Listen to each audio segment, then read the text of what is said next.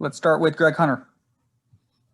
Bob, Tech kept making runs at you guys, but you had an offensive answer and defensive answer seemingly every time. I guess that's just resilience from you all?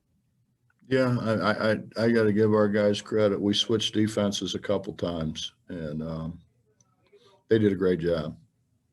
They got a great job. They did a better job, actually, defensively of knowing what to do than they did on offense at times. But no, they just, Greg, we have talked extensively about the fact that we had 5 consecutive games against ranked teams. I think that's slipped to 4 now with the Baylor situation.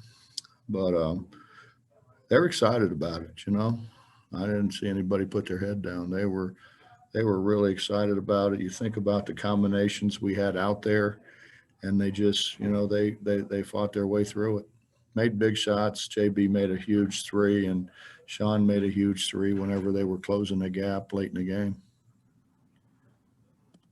Cody Nesper. Hey, Coach, just with Taz out and Deuce not playing a whole bunch in the first half, just how important was Sean tonight? We were running out of guys, so he was really important. We've got Senny that is tough to put in because he still's got the language barrier and he's just not ready to play at this level. He will be, but he's not now. So you subtract him and then you subtract Taz from that. We're awful short on the bench. So I think everybody's fine. I thought Jordan played really well. I thought Jordan gave us really good minutes, made some shots for us. I thought he played well, fought it down in the post. Once we got him to try to get around in front in the post, he did a great job. And, it just was it was truly, everybody talks a great team win. And sometimes you look at that and you say, you got to be kidding me. Some of those guys were sucked, but no, we were good. What Gabe did defensively at the end of the game, which he always does, but I mean, he single-handedly shut off their penetration. He did a great job. JB did a great job. So I'm as pleased as I can be with how we played. Charles Montgomery. Coach, when Derek goes out with 4 fouls, about 15 minutes to go, you had to go to a very smaller lineup with those 5 guys. Is that something you might be looking into more to do, even if Derek doesn't get into foul trouble down the line this season, or is that just because he got the fouls? I'm just trying to win, man. I'm trying to put the best people we have available out there to do what they can do, and that's what we need them to do. We need them all to guard, but we need them to do what they can do. And I thought our bench was really, really good tonight. So we'll keep putting them out there as long as they produce. Go ahead, Mike Kazaza. Hey, Bob, a lot of this season is just kind of unprecedented.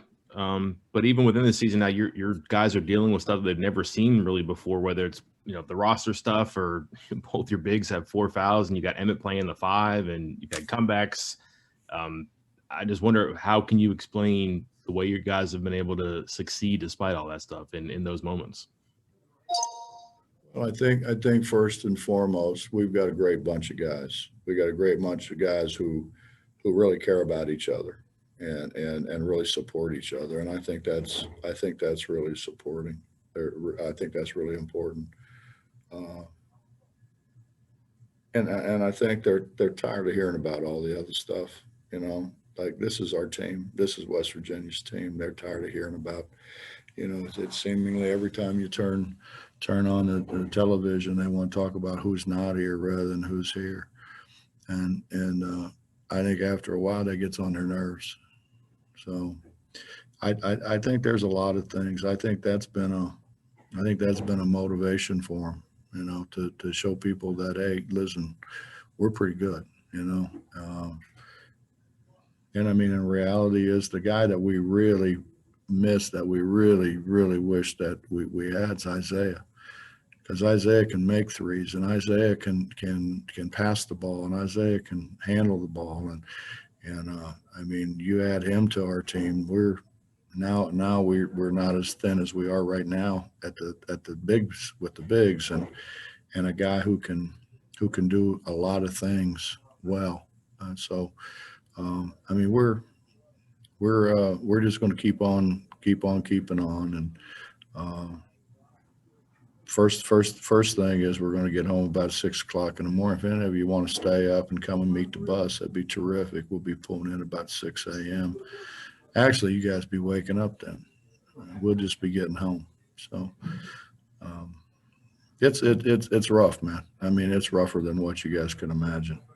To play that's hard and as well as what they played, and then go out, get on the bus and bus to the airport, and then took us almost 4 hours, to get out here. So Next is Kevin Kinder.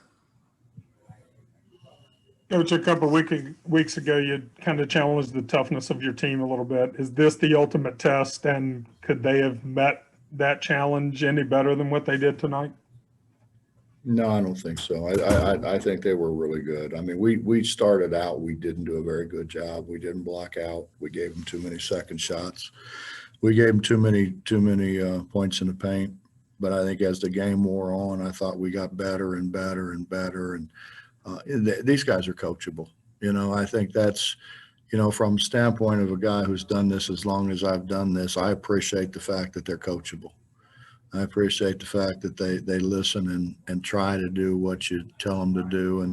And there's not, you know, I mean, we had excuses, you know, everywhere before, and now we don't have excuses. I mean, we got guys that, okay, coach, and they go try to do what it is that we ask them to do. Couple more for Coach here. Skylar Callahan. Hey, Bob, last year you guys had a lot of struggles on the road. Is this maybe a different outcome that you would have had a year ago, given the circumstances of Taz being out of the game and Deuce and Derek picking up in foul trouble?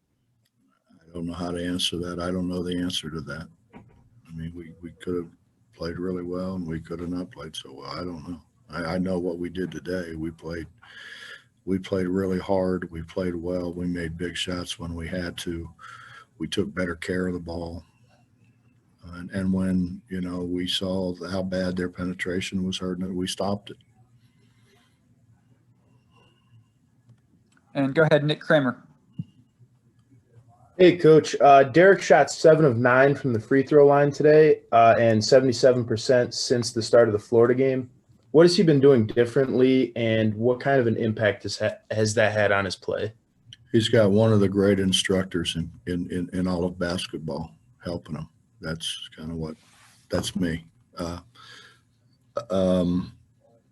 He's worked at it, man. You know, I mean, we got his alignment straightened out. Now what it is, it's, you know, it's neuromuscular integration. And so, you know, you have to do it. You can't just go to sleep and say, hey, I've changed my shot. I know what I got to do now. You've got to work at it. And he's worked at it. You know, he's probably shot more free throws since the Florida game. He's probably shot more free throws than he shot the whole rest of the year put together.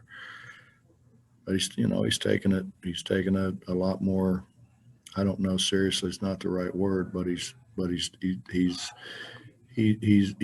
realized how important it is to him. Michael Sussman. Coach, as someone that's never been afraid to express displeasure with bad calls in college basketball, I just want to know, how impressed were you there by Chris Beard's little conversation with the ref at the end of the game there? And have you ever had a fist bump with an opposing coach in the middle of an argument like that? Listen, I've got great respect for Chris.